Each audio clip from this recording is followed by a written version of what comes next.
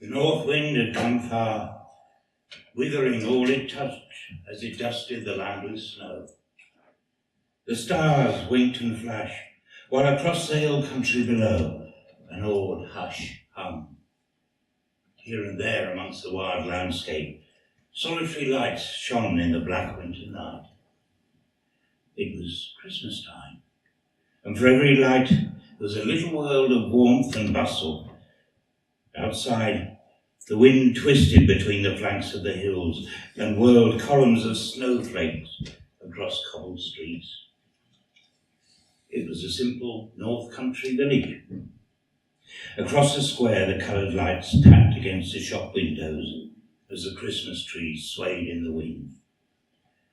The hills flanked the village on all sides like great white whales. One main road linked the village to the market town a dozen miles away. Another led upwards, winding in a series of hairpin bends up and over the summit to descend into the valley below. One other road climbed steeply up into the hills. Where the road ended, there was a platform for milk chins and a gate in the wall over the cattle grid, bearing a wooden sign with the faded legend, Keld House Farm. In the darkness, the welcoming lights of the farmhouse were the only signs of life in the big landscape. In the night air came the sound of the beck, tumbling between the boulders. The house was a longhouse, built in the style of the ancient Norsemen, double-storied and roofed with great stone tiles. Its mullioned windows glowed with curtained light, while inside the narrow porch, a worn carved stone bore the date 1612. The scent of wood smoke mixed with the pungent aroma of a working farm.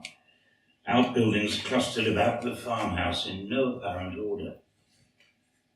Within the porch itself, smelling strongly of midden and cowshed, there were several pairs of rubber boots, a shepherd's crook, a hurricane lantern, and the old man's faded barber, draped carelessly from the hearth to the yard room.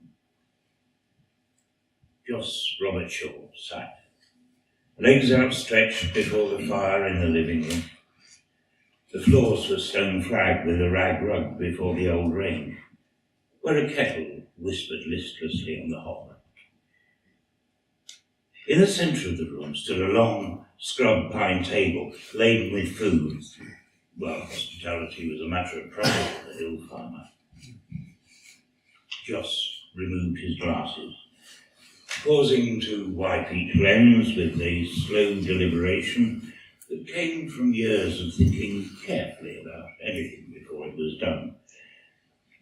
He came from a long line of Robert Shaws, who had lived there since the house was built. Joss was, sadly, the last of his line to run Keld as a working farm.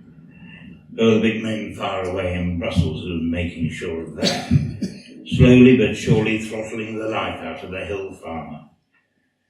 Even Arnold, his only son, had seen no future in endless toil for no visible return.